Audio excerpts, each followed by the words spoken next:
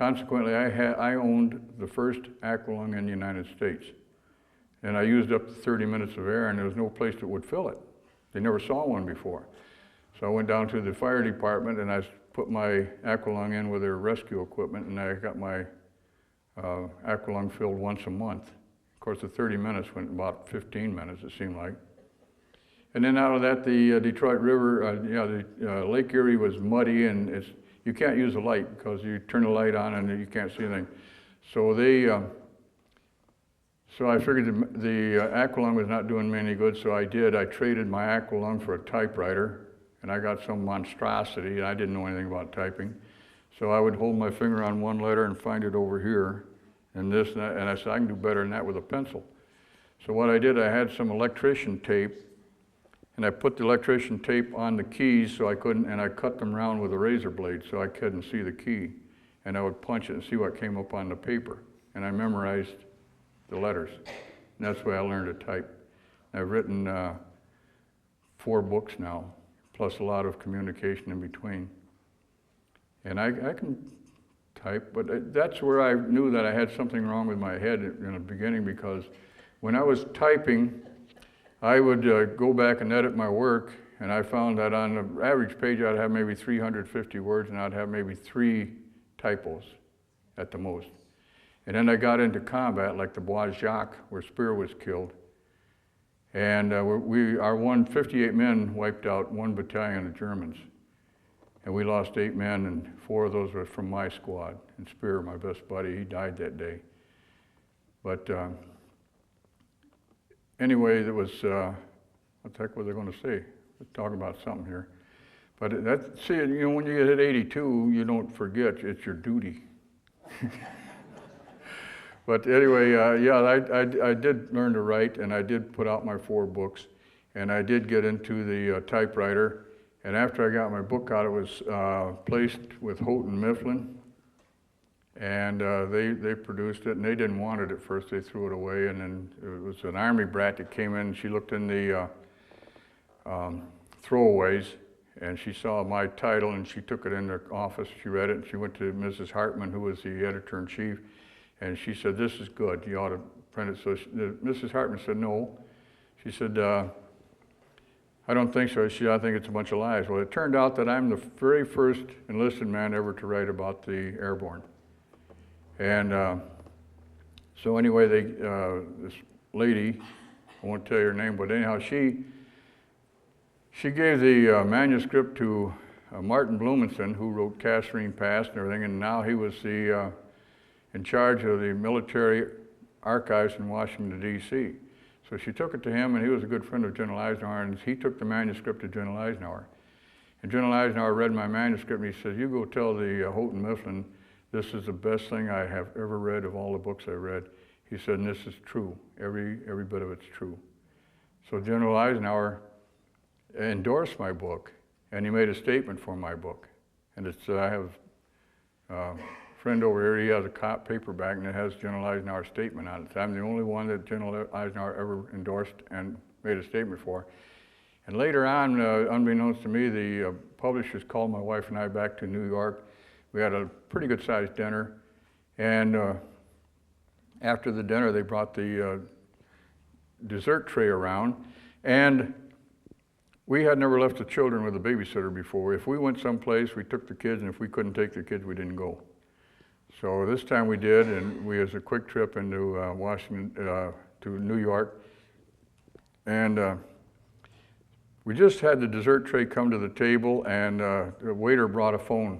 He said, "Mr. Burgett," and I said, "Yes." He said, "Here's a phone." I said, "Oh my God, the kids, they hanged the babysitter, they burned the house down, you know." So anyway, the phone picked it up, and I said, "Hello," and his voice says, "You Donald Burgett?" And I said, "Yes." He said, "This is General Eisenhower." And I said, "Yeah, and I'm the Blue Fairy."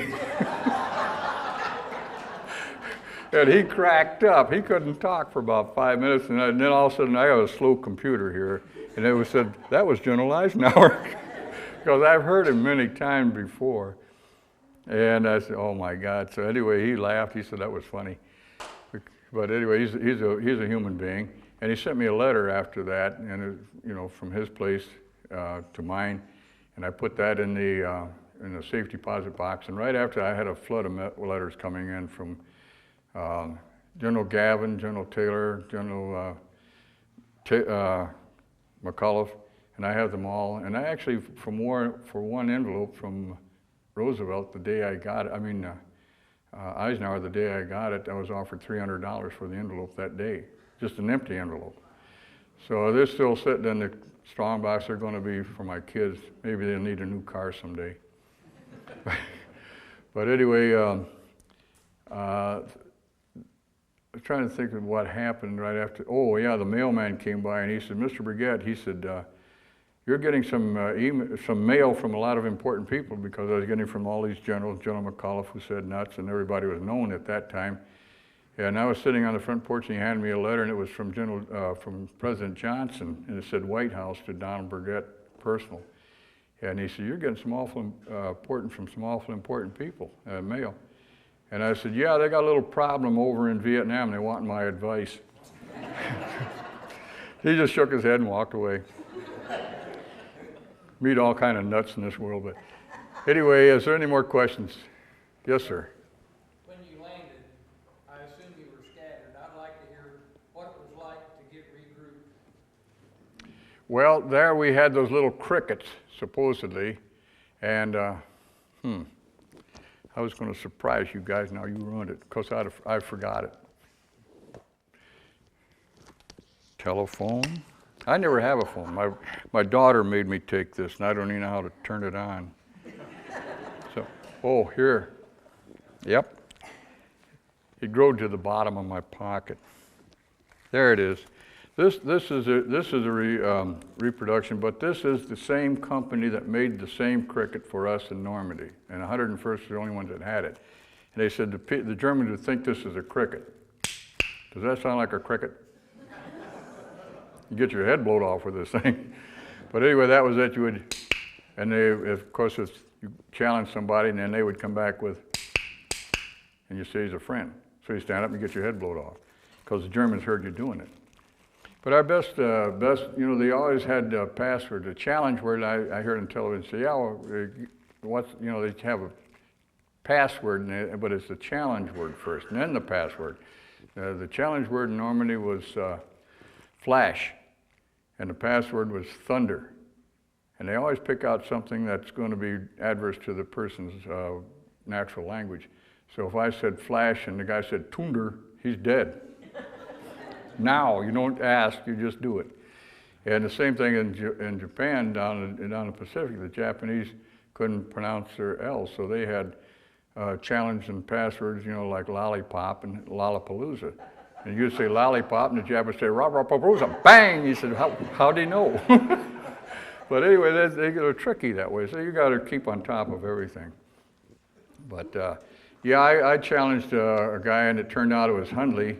He was in the stable next to me, and we knew each other very well. And I said, how come you didn't click or answer? He said, I lost my damn cricket. And he said, my throat was so dry I couldn't talk.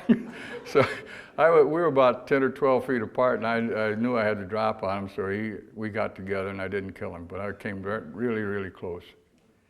But anyhow, we did get together like that all through the night. We made the attack at daybreak and liberated Ravenelville. So, and they did this all over. I think the Air Corps missed dropping us. And by the way, that wasn't their fault. Steve Ambrose said they had no training and everything. Yes, they did. Where did we get our training? We dropped from their planes in training. They were the ones that trained with us. And the thing is, what most people, like probably you and yourselves, don't know is that only the one lead plane of each flight had the homing device for the signal system that the pathfinders who jumped in an hour ahead of us, they would set up this signal on the drop zone. The lead pilot would head in for that, and all the other planes would follow him.